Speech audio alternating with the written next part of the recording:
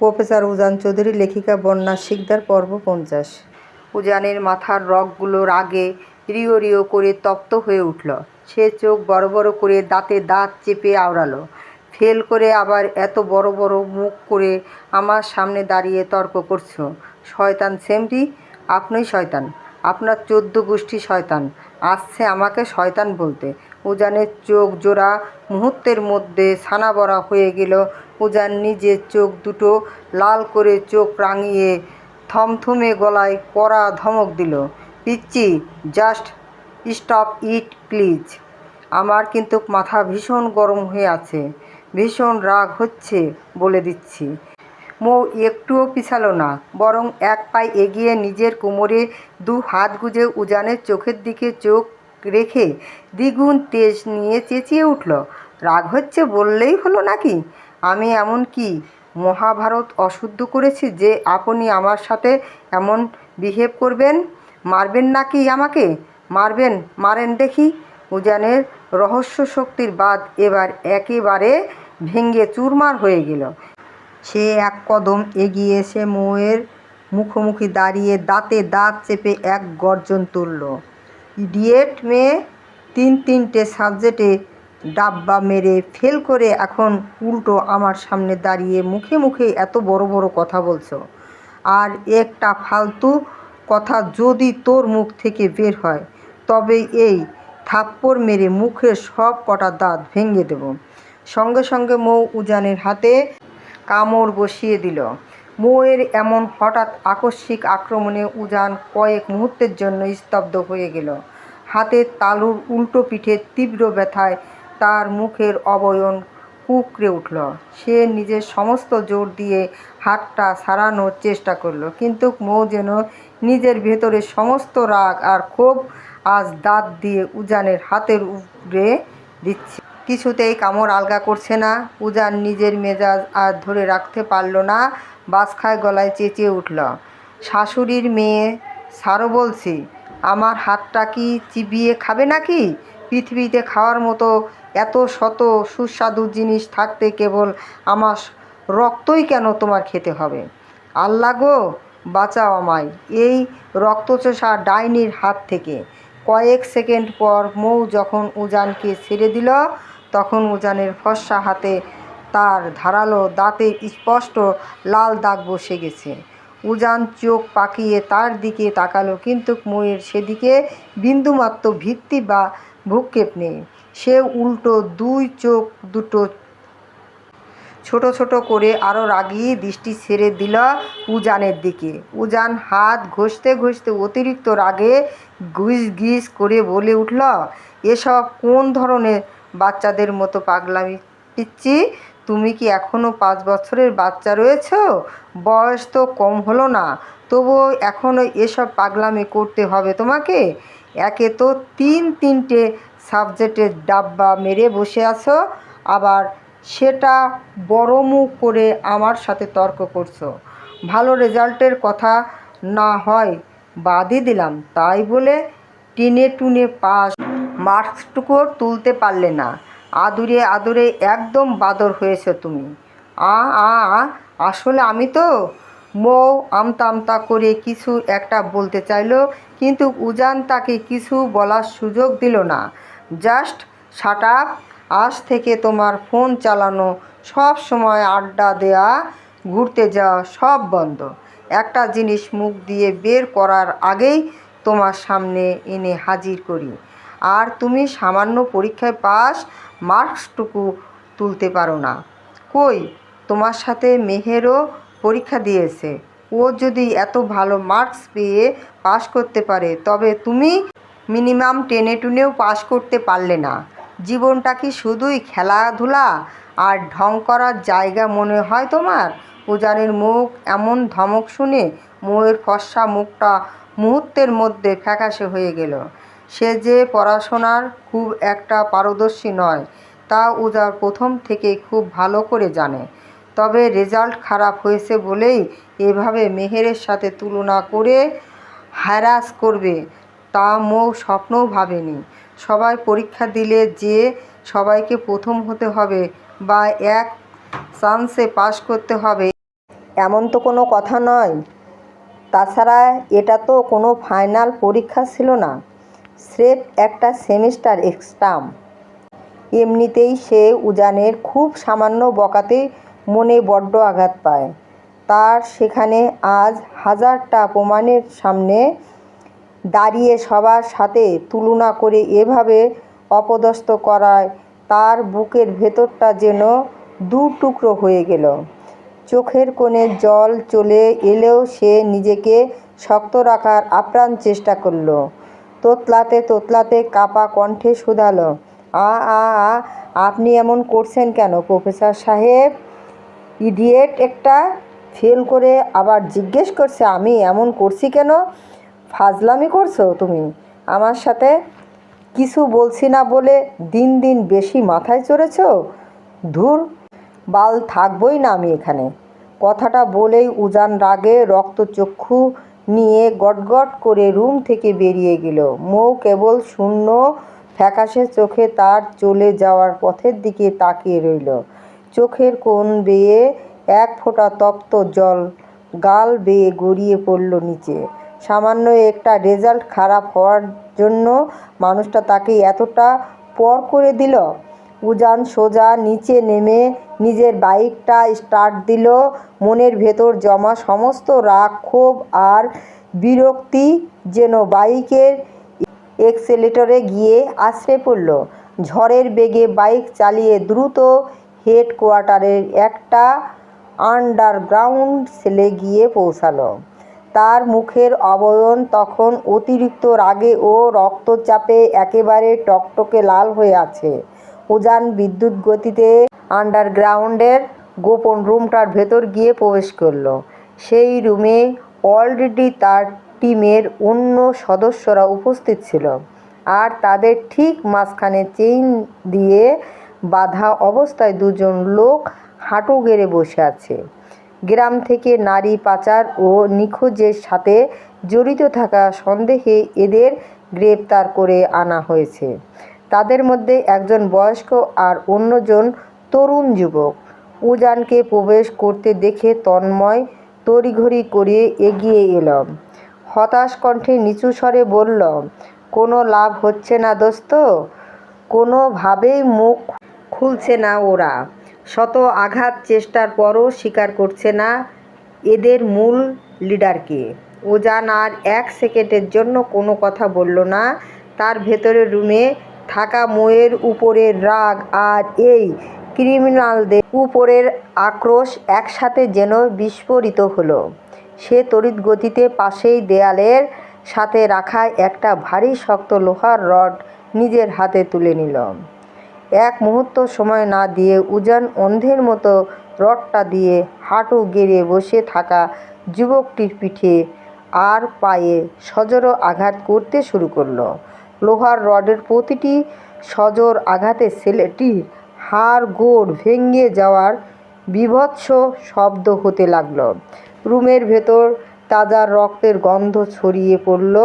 ছেলেটির জামা কাপড় ছিঁড়ে ফিনকি দিয়ে রক্ত বের হতে দেখেও উজানের চোখ মুখে বিন্দুমাত্র দয়া ফুটল না। হুট করেই উজান রডটা পাশে ছুঁড়ে ফেলে দিয়ে এক ঝটকায় ছেলেটির রক্তে ভেজা কলার আর চুল মুঠো করে ধরে নিজের একদম মুখোমুখি নিয়ে এল। তার হুঙ্কার পুরো রুম কেঁপে উঠল। তোদের আসল লিডার কে? কোথায় নিয়ে রাখা হয় গ্রাম থেকে নিখোঁজ হওয়া নিষ্পাপ মেয়েদের?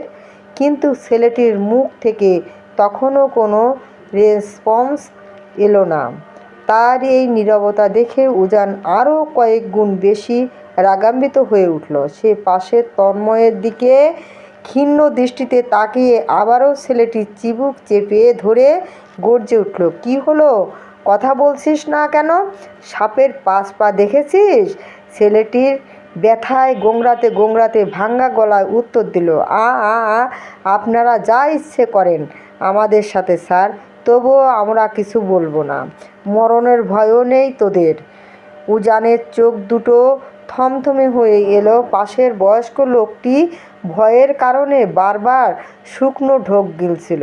একজন বয়স্ক মানুষের গায়ে হাত তুলতে উজানের নীতিতে বাধছিল, তাই সে এতক্ষণ ধরে পুরো রাগটা এই যুবকের উপর উগরে দিচ্ছিল। কিন্তু এই ছেলেটি ও যখন মুখ খুলতে নারাজ, তখন উজানের ভেতরে পৈশাচিক রূপটা জেগে উঠে বাধ্য। ঠিক তখনই ছেলেটি বলে, ভয় করে আর কি হবে স্যার, আপনাদের সত্য কথা বললেও আমাদের ওপাশে লিডারের লোকগুলো মেরে ফেলবে, আর না বললেও আপনারা ছাড়বেন না। আমাদের কপালে মরণই লেখা আছে। তুই কেবল মুখ খোল, তোদের ফুল প্রোটেকশন আর সেফটি সিআইডি দেবে। 1000টা মেয়ের জীবন নরকের মুখে ঠেলে দিয়েছিস তোরা, তবুও তোদের ভেতরে বিন্দুমাত্র অনুশোচনা হচ্ছে না? তোরা যে মেয়েগুলোকে বিক্রি করে দিয়েছিস, তারাও তো কারো না কারো বোন, কারো না কারো মেয়ে। সামান্য কিছু টাকার লোভে তোরা এতটা নিচে নামতে পারলি? স্যার, এসব নৈতিক কথা বলে আমাদের কোনো লাভ হবে না। আপনার যা ইচ্ছে হয় করুন, আমরা কিছু বলবো না। ছেলেটির উত্তরে উজান বিন্দুমাত্র সন্তুষ্ট হতে পারল না, বরং তার রগে রগে আগুন জ্বলে উঠল। আসামিদের ধৃষ্টতা দেখে কোনো কথা না বলে আচমকা উজান নিজের কোমর থেকে রিভলভারটা টেনে বের করল। কয়েক সেকেন্ডের মাঝে ছেলেটির বাঁ পায়ে সোজাসুজি ট্রিগার চেপে শুট করে দিল। গুলিটি পিস্তল থেকে বের হয়ে থাই চিরে ভেতরে সেধিয়ে গেল। ছেলেটির চিৎকার আছড়ে পড়ল পুরো রুম জুড়ে, কিন্তু উজান বিন্দুমাত্র বিচলিত হলো না। সে একদম শান্ত চোখে ছেলেটির দিকে তাকিয়ে এক বাঁকা বিষাক্ত হাসি হাসল। উজান চৌধুরীর ডিকশনারিতে ওয়ার্নিং বলে কোনো ওয়ার্ড নেই। মরতে যখন তোরা প্রস্তুতই আছিস, তবে শাস্তিতে নয়, একটু ভয়ঙ্কর ও যন্ত্রণাদায়কভাবেই মারি তোদের। তন্ময় জ্বলন্ত রডটা নিয়ে আয় তো। ছেলেটির গুলিতে আর যন্ত্রণায় তীব্র চিৎকার করতে লাগলো। পা থেকে গলগল করে গরম রক্ত মেঝেতে ছড়িয়ে পড়ছে। ঠিক তখনই টিমের একজন সদস্য রক্তবর্ণের জ্বলন্ত রড নিয়ে তাদের দিকে এগিয়ে এলো। সে সতর্কভাবে রডটি উজানের হাতে তুলে দিল। উজান রডটি হাতে নিয়ে পাশে থাকা সেই ফ্যাকাশে হয়ে যাওয়া বয়স্ক লোকটির দিকে তাকিয়ে এক তাচ্ছিল্যের হাসি হাসল। চাচা যান, মাইন্ড করবেন না, এই ছেলের পর নেক্সট টার্গেট কিন্তু আপনি নিজে। কথাটা বলেই উজান যেই না জ্বলন্ত রডটি রক্ত ভেজা ছেলেটির খোলা পিঠের মাংসে চেপে ধরতে গেল, অমনি বয়স্ক লোকটি আর স্থির থাকতে পারল না। সে ভয়ে আতঙ্কে চিৎকার করে হাত জোর করে বলে উঠল, কইতাছি বাবা, দাঁড়াও, আমি সব কইতাছি। কাল লিগা আমরা এই কাজ করলাম, তাও তুমি দয়া কইরা এই পুলাডারে আর কষ্ট দিও না, ছাইরা দাও ওরে। উজানের ঠোঁটের কোণে মুহূর্তের মধ্যে পরম তৃপ্তির এক ফালি হিংস্র হাসি খেলে গেল। আহত যুবকটি শত বারণ করা সত্ত্বেও জীবনের ভয়ে বয়স্ক লোকটির একে একে সেই নিখোঁজ সিন্ডিকেটের নেপথ্যে থাকা আসল মাস্টার মাইন্ডের নাম উজানদের সামনে ফাঁস করে দিল। তার মুখ থেকে নামটা শোনা মাত্রই উপস্থিত সকল মেম্বার আর তন্ময় তীব্র শিহরে উঠল। যে মানুষটার নাম উঠে এসেছে সমাজে তার ব্যাপক প্রভাব প্রতিপত্তি, উপযুক্ত ও নিখুঁত প্রমাণ ছাড়া সেই হাই প্রোফাইল লোকটাকে ছোঁয়া বা গ্রেপ্তার করা একেবারেই অসম্ভব। কাজের আসল সূত্র হাতে পেতেই উজান হঠাৎ শান্ত হয়ে গেল। সে রডটা পাশে ফেলে দিয়ে বরফ শীতল গলায় টিম মেম্বারদের উদ্দেশ্যে আওড়ালো, গাইজ, এদের একটু ভালো করে টিম থেরাপি দাও, আর তন্ময় চল আমার সাথে। কথাটা শেষ করেই উজান হনহন করে আন্ডারগ্রাউন্ড সেলের দরজা ঠেলে বাইরের দিকে হেঁটে চলে গেল। সে খুব ভালো করেই জানে সামনে এক মহা ভয়ঙ্কর প্রলয় আর রক্তের খেলা অপেক্ষা করছে। নিজের জীবনের বিনিময়ে হলেও দেশকে বাঁচাতে হবে। সাঁঝের আঁধার নেমে আসার ঠিক পরপরই বাসায় ফিরল উজান। সারাদিন কেচের অমানবিক ক্লান্তি আর আন্ডারগ্রাউন্ড সেলের সেই ভয়ঙ্কর রক্তের খেলা পার করে নিজের রুমে ঢুকেই তার চোখ দুটো যেন কাউকে খুঁজতে ব্যস্ত হয়ে পড়ল। কিন্তু পুরো রুমে মৌ নেই। মুহূর্তের মধ্যে এক অদ্ভুত শূন্যতায় উজানের বুকের ভেতরটা কেমন যেন ধড়ফড় করে উঠল। আর এক সেকেন্ডও সময় নষ্ট না করে সে ওই ক্লান্ত শরীর নিয়েই ধীর পায়ে মেহেরের রুমের দিকে এগিয়ে গেল। রুমের দরজা আলতো খাজে উকি দিতেই এক পরম ভালোবাসার দৃশ্য তার চোখে পড়ল। মৌ চুপচাপ মেহেরের কোলে মাথা রেখে শুয়ে আছে। দুই কোণ মিলে গল্প করছে আর মেহের অতি মমতায় মৌয়ের মাথায় এলোমেলো চুলগুলো বিলি কেটে দিচ্ছে। দৃশ্যটা দেখে উজানের দীর্ঘশ্বাস বেরিয়ে এলো। সকালে নিজের করা আচরণের কারণে মেয়েটার মন এমনিতেই ভেঙে চুরে চুরমার হয়ে আছে, তাই এখন গিয়ে তাকে আর বিরক্ত করার ইচ্ছে হলো না তার। উজান নিঃশব্দে সেখান থেকে পা বাড়িয়ে নিজের রুমে ফিরে এলো।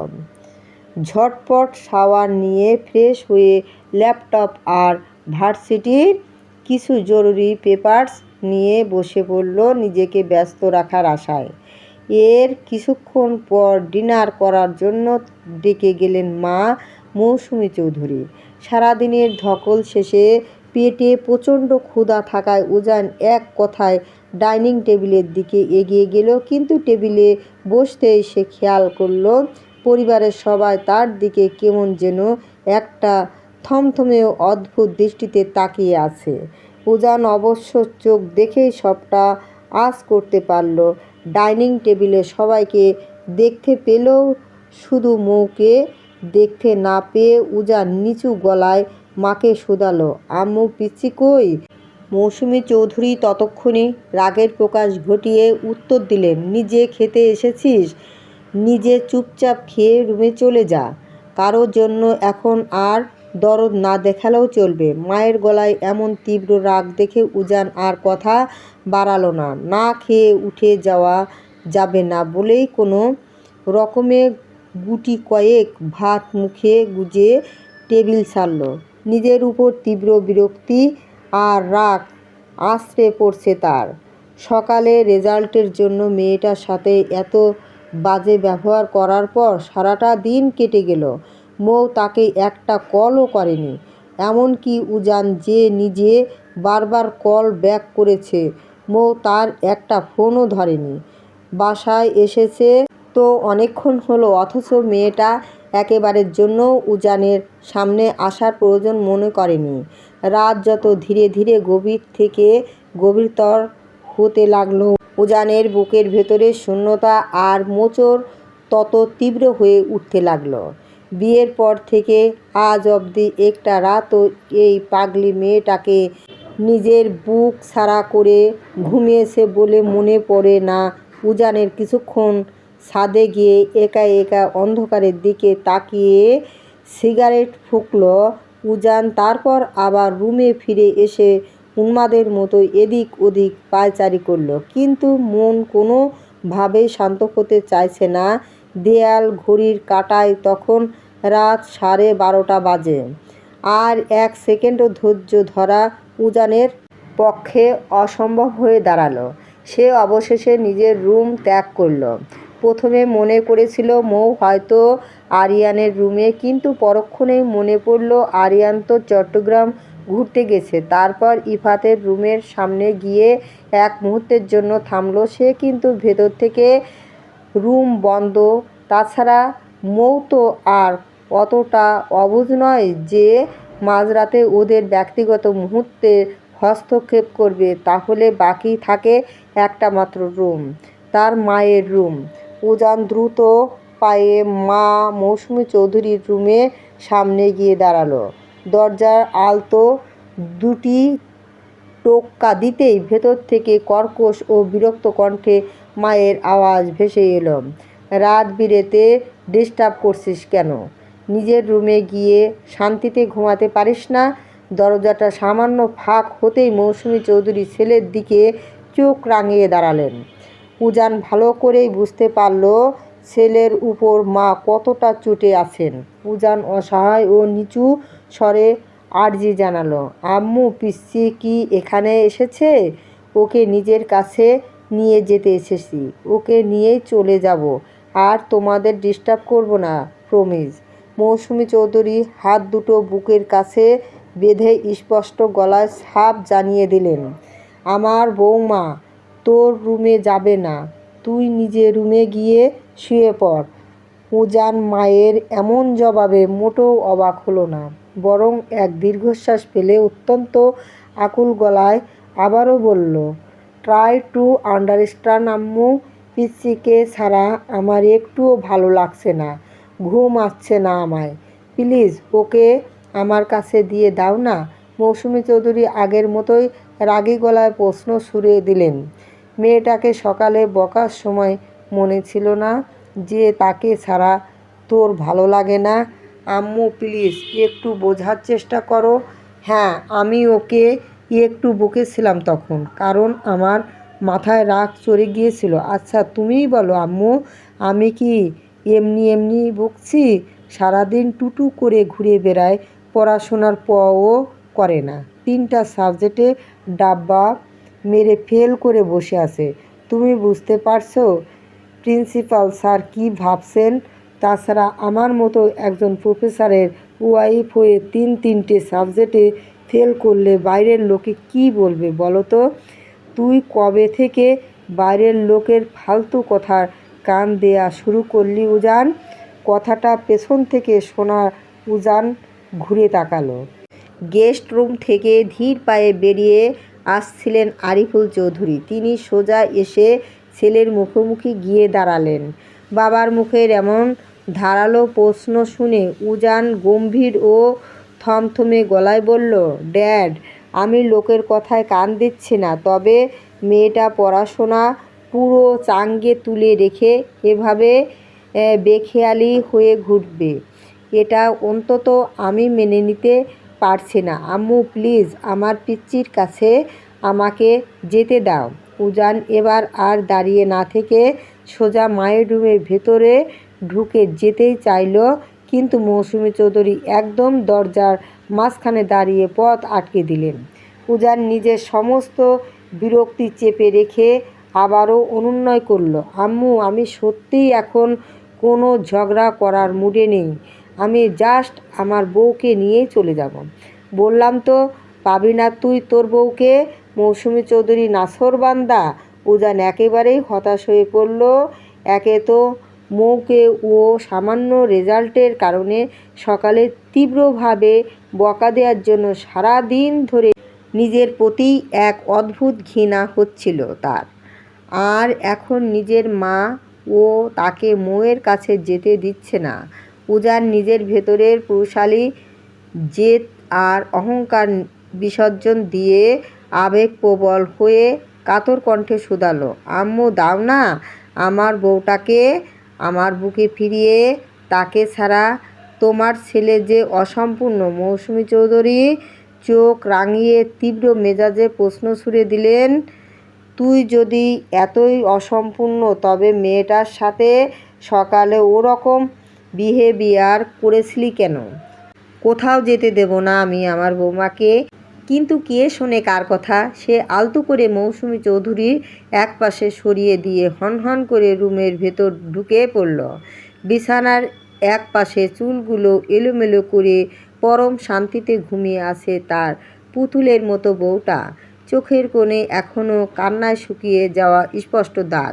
উজান আর কারো বারণ বা নিষেধের তোয়াক্কা করল না। সে সোজা বিছানার কাছে গিয়ে হাঁটু গেড়ে বসল। পরম মমতায় মৌয়ের গায়ের উপর ছড়িয়ে থাকা ওড়নাটা টেনে সুন্দর করে জড়িয়ে দিল।